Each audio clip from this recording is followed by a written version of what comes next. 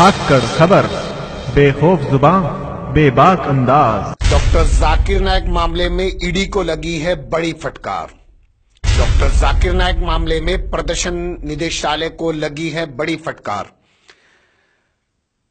Judiciary tribunal जज मोहन सिंह ने लगाई है बड़ी फटकार। जमकर फटकारा गया है ईडी को। ईडी के कब्जे में नहीं दी जाएगी डॉक्टर जाकिर नायक की संपत्तियां। जज ने कहा, क्या सिर्फ आपको जाकिर नायक की संपत्तियां ही दिखाई देती हैं? देश में ऐसे 10 से ज्यादा बाबा हैं, उन पर क्यों कार्रवाई नहीं करते? आशाराम के मामले में पिछले 10 साल के दौरान अभी तक क्यों नहीं की गई है कोई कार्रवाई? 10,000 करोड़ से ज्यादा की मिल्कियत के मालिक हैं बाबा। क्या आपको बाबाओं के नाम नहीं पता? बोले जज। क्या मैं बताऊं आशाराम बापू का नाम आपको? धाकड़ खबर के न्यूज रूम से मैं आपके साथ हूं अकरम रईस खान। आज फिर से बात करेंगे डॉक्टर जाकिर नायक की, उन डॉक्टर जाकिर नायक की जिनको आजकल मीडिया, सरकार, पूरी मशीनरी विवादित धार्मिक इस्लामिक स्कॉलर बताने पर तुले हुए हैं कि वो इस्लाम धर्म के विवादित प्रचारक हैं, धर्मगुरु हैं। उनको इस तरीके से प्रेजेंट किया जा रहा है।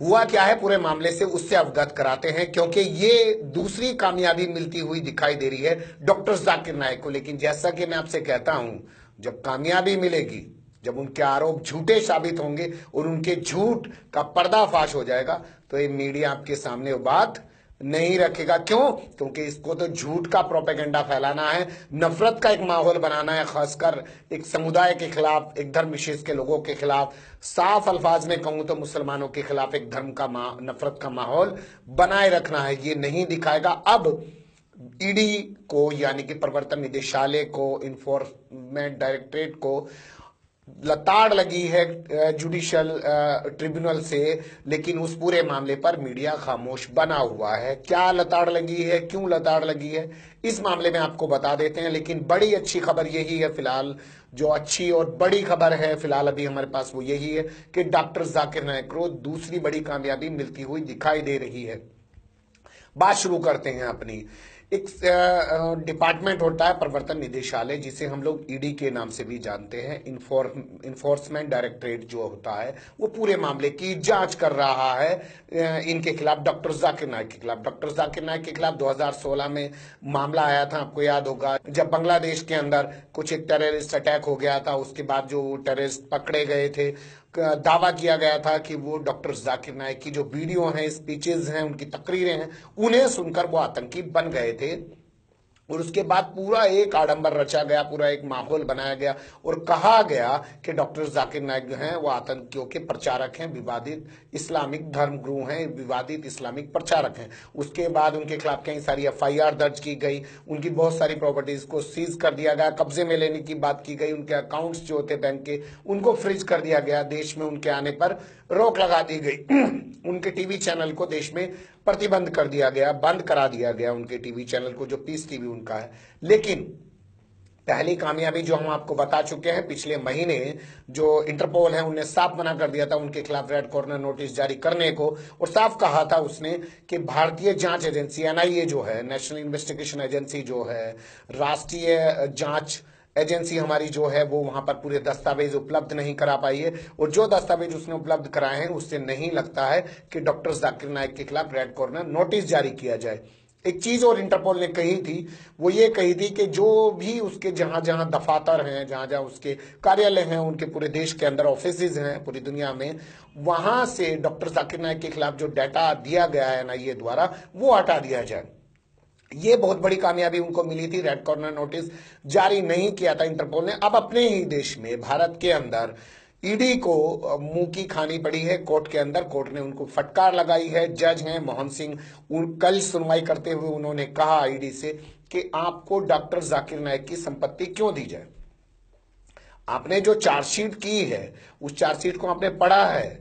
ईडी के वकील से बात करते हुए जज साहब ने कहा कि आपने चार्जशीट पढ़ी है। वो कह रहे हैं कि इनके भाषणों से प्रभावित होकर लोग आतंकी बन गए। आपने चार्जशीट पढ़ी है? चार्जशीट में किसी भी एक व्यक्ति का बयान आपने दिया है? किसी एक शख्स का बयान आपने दिया है जो आतंकी बन गया? बहुत बड़ा सवाल है जज साहब का। जज साहब ने बहुत बड़ा सवाल उठाते हुए क्या आपने चार्जशीट के अंदर एक शख्स भी ऐसा दिया, एक शख्स का भी ऐसा बयान दिखाया या एक शख्स को भी गवाह के तौर पे लाके पेश किया जो कहता हो या जिसे आप कहें कि ये वो शख्स है जो डॉक्टर जाकिर नाइक की स्पीचेस, तकरीरें, भाषण सुनकर आतंकी बन गया? आपकी चार्जशीट में कभी जिक्र नहीं। दूसरा सवाल जज साहब ने उनसे पूछा, वकील जो हैं ईडी के, उनसे क्या आपने डॉक्टर जाकिर नाइक की स्पीचेस सुनी हैं? आपकी चार्जशीट के मुताबिक मैंने उनकी तमाम स्पीचेस सुनी हैं।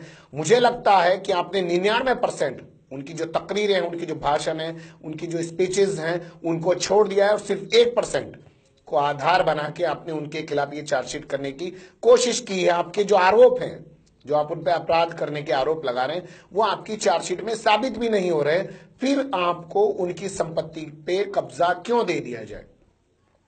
ईडी चाहता है, आपको बता दें, दरअसल इस मामले में ईडी चाहता है कि डॉक्टर जाकिर नाइक का जो चेन्नई के अंदर कमर्शियल कॉम्प्लेक्स है, चेन्नई के अंदर जो स्कूल है और मुंबई के अंदर जो कमर्शियल कॉम्प्लेक्स है, पूरी प्रॉपर्टी उनकी बनी है, उस पर उसको कब्जा दे दिया जाए ईडी को।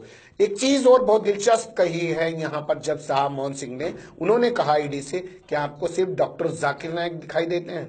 गौर से सुनिए इस बात को और ज्यादा से ज्यादा लोगों तक इस बात को पहुंचाइए, बताइए, क्योंकि जो हवा बनाया जाता है झूठ का आडंबर रच कर, लेकिन जब उसकी हवा निकलती है तब आपके सामने वो चीजें नहीं लाई जाती हैं।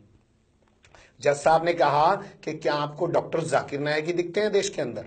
और इतने सारे बाबाओं को मैं जानता हूं जिनकी संपत्तियां 10,000 करोड़ से ज्यादा की है।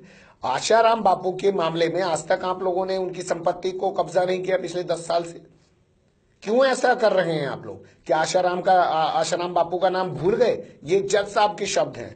जज साहब के शब्दों पर वकील साहब कोई जवाब देते नहीं बन पाया। सिर्फ इतना कहा कि साहब उनके भाषण जो हैं वो विवादित भाषण है और वो लोगों को आतंक के लिए प्रेरित करते हैं। उस पर फिर जज साहब ने कहा, क्या आपने जो उनके भाषण सुने हैं, 99% उनके भाषणों को छोड़ दिया गया, सिर्फ 1% भाषण को आधार बनाकर पूरा उनके खिलाफ आप लोगों ने ये एक आडंबर रचने की कोशिश की है। उन्होंने साफ कहा कि आपको उनकी किसी प्रॉपर्टी पर कब्जा नहीं दिया जा सकता। तो ईडी के लिए बहुत करारा तमाचा है और डॉक्टर जाकिर नाइक के लिए बहुत बड़ी दूसरी कामयाबी है, जहां पे उनको रेड कॉर्नर नोटिस जारी करने से मना कर दिया था इंटरपोल ने, वहीं अब कोर्ट ने ईडी को फटकार लगा दी है और साफ कहा है कि हम आपको उनकी संपत्ति पर कब्जा नहीं करने दे सकते। और भी कई सारी महत्वपूर्ण बातें उन्होंने जज साहब ने उठाई है। जैसा मैंने आपके सामने कहा, उन्होंने एक चीज ये कही कि आपको सिर्फ जाकिर नाइक दिखाई देते हैं, कोई बाबा नहीं दिखाई दे रहे हैं जिन्होंने बवाल मचा दिया देश के अंदर। हरियाणा में 40 लोगों को मरवा दिया। आशाराम बापू नहीं दिखाई देते। आशाराम बापू का खासकर नाम लिया गया है। जो मीडिया रिपोर्ट्स आज कुछ अखबारों में है, इंग्लिश के अखबारों में, कुछ हिंदी के अखबारों में भी ये खबर आई है, लेकिन मेन स्ट्रीम मीडिया, जिसे मैं आपके सामने कहता हूं भोपू मीडिया, इलेक्ट्रॉनिक मीडिया, वो इस खबर को नहीं दिखा रहा। क्यों दिखाएगा इस खबर को? इस खबर को दिखाएगा तो उस पर लोग विश्वास करना बंद कर देंगे कि एक ऐसा मीडिया झूठा प्रोपेगेंडा दिखा रहा था डॉक्टर जाकिर नाइक के खिलाफ। अभी खैर पूरे तरीके से डॉक्टर जाकिर नाइक को बरी नहीं किया गया किसी मामले में, लेकिन जिस तरीके की 2 कामयाबी उनको मिली हैं, इंटरपोल ने उनके खिलाफ रेड कॉर्नर नोटिस जारी करने से मना कर दिया है और जज साहब ने जो जुडिशरी ट्रिब्यूनल बना हुआ है पूरा, उन्होंने उनको ईडी को उनकी प्रॉपर्टीज पर कब्जा देने से मना कर दिया। तो ये दोनों की दोनों बातें, दोनों के दोनों ये मामले जो हैं ये डॉक्टर जाकिर नाइक के पक्ष में जाते हुए साफ दिखाई दे रहे हैं, लेकिन पूरा मीडिया इस पर खामोश बना हुआ है। वो इस पर अपनी खामोशी नहीं तोड़ रहा है, वो आपको नहीं बता रहा है, वो सिर्फ वही बातें कर रहा है जो कि हवाई झूठ का आडंबर रचकर। आपको याद होगा 2G का मामला, जब 2G का मामला हुआ था तो पूरे देश में एक माहौल बना दिया गया था। तो माहौल बनाने में बड़े माहिर हैं साहब। जब JNU में नारे लगे, जिनको कहा गया कि देश विरोधी नारे लगे, 2 साल होने जा रहे, अगले महीने फरवरी में, वो नारों का असर क्या, वो उसमें पुलिस चार्जशीट क्यों नहीं कर रही है, लेकिन पूरा एक माहौल बना दिया गया था कि JNU के अंदर देशद्रोही लोग पलते हैं, छात्रों का माइंड वॉश कर दिया जाता है। वहां पे देशद्रोही लोग पढ़ रहे हैं, एंटी नेशनल लोग पढ़ रहे हैं। तो हमारा मकसद है तथ्यों के आधार पर आपके सामने बात रखना। बड़ी खबर यही आ रही है कि डॉक्टर जाकिर नाइक को दूसरी बड़ी कामयाबी मिलती हुई दिखाई दी है।